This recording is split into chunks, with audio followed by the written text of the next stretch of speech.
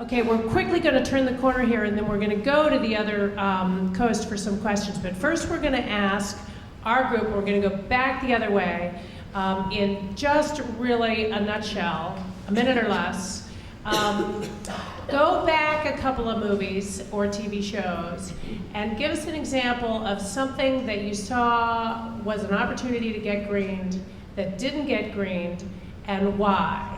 Was it budget, schedule, talent, agents, or old habits die hard?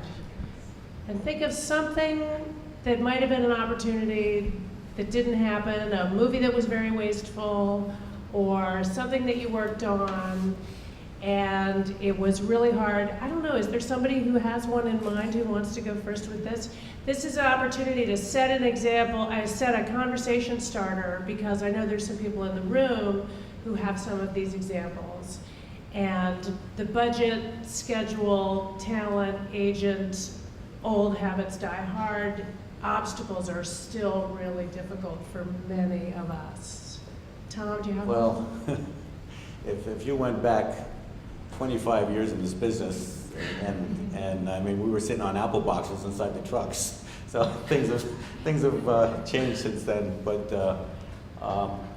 the equipment is kept up much more. There's DOT rules and regulations, and I think they're good. And the equipment is much more efficient. It's checked more regularly. It's serviced more regularly, and you don't have the oil coming out of the exhaust pipe and the pollution coming out that you used to have. And it has to do with the maintenance of the companies. The companies are much more aware of what's going on in the industry, and for their own benefit, they don't want to see their equipment break down, so they do maintain their equipment much better than they did. So I see that as a big change. Yeah.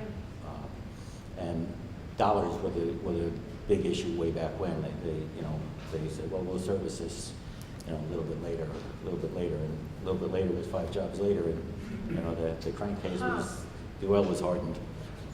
Huh, that's interesting. Yeah.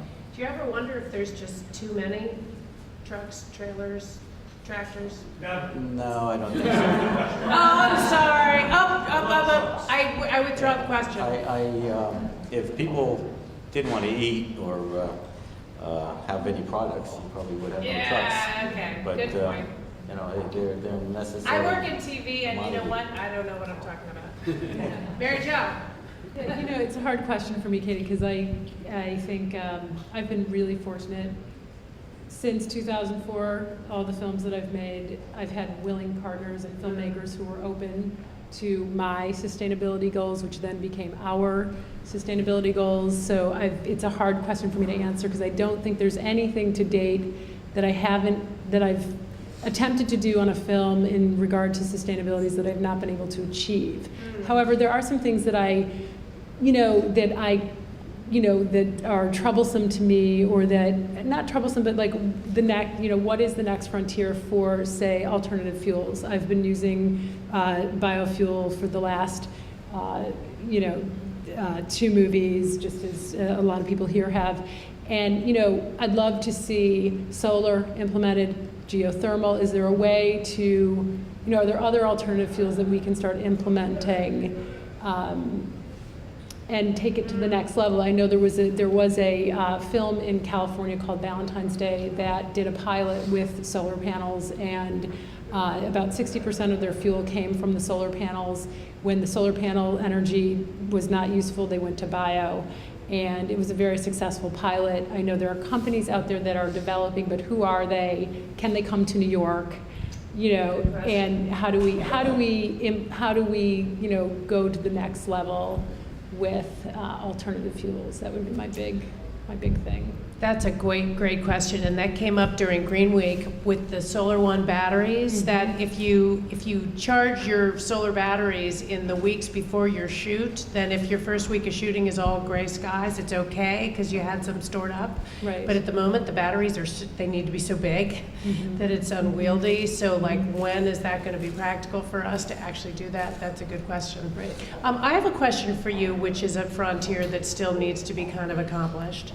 Did you ever work on a movie where you were not able to get all the charter flights removed from the budget? Oh yeah, and away we go. You know, we were a traveling road show, and we had a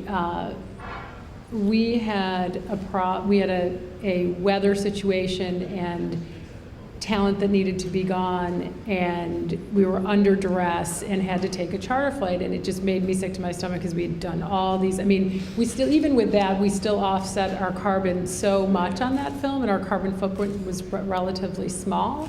But you know, it was one of those things where it was like we had no way to finish. Oh, it was right before the SAG strike. We had to finish on a certain date, and we had no way of finishing without taking a charter. And that, you know, that was the only thing I would say that was sort of upsetting from a standpoint to avoid it, because we had avoided it up until then. And yeah, that was probably the only time. So charter flights are kind of the final frontier for a lot of producers. And this isn't on your budget or even on your watch, but when you have somebody like Sean Penn who's flying in and out of your set all over the place, he doesn't take any charter flights? Commercial, yeah. And how about the other one? Yep. Everything, Yes. yeah. Oh, well, that's commercial awesome. flights, yeah. I mean, it was, That's you know, cool. we were limited by budget, and the Yeah. answer was no. You know, I Yeah, mean, yeah, yeah. believe me, they're all, you know, there are actors and talent that will still ask.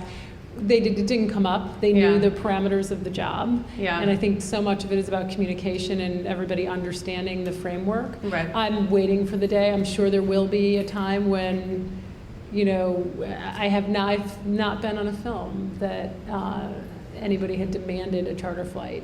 You know, it was really That's amazing. under certain circumstances. Yeah, I'm sure Well, not many people here can say that. Yeah, you know. I'm sure that's not, yeah. But not in my time of That's the not usual. sustainability period of my film production career have I actually come up against it. And recently I feel like a lot of companies are now saying if you want to do it, you're on your own. You know, there's a lot of companies I know, like Focus Features, will not pay for a charter flight. Yeah, You that's know, great. so I think you're Well, Universal will, and I can tell Yeah. you on It's Complicated, there were plenty paid for. yeah.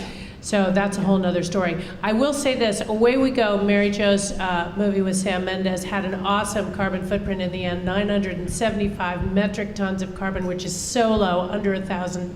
No movie gets that hardly ever. And if they hadn't had that charter flight, it would have been half that. Okay, so think about that next time you're ordering a charter flight for your crew or your cast. Okay, Bobby.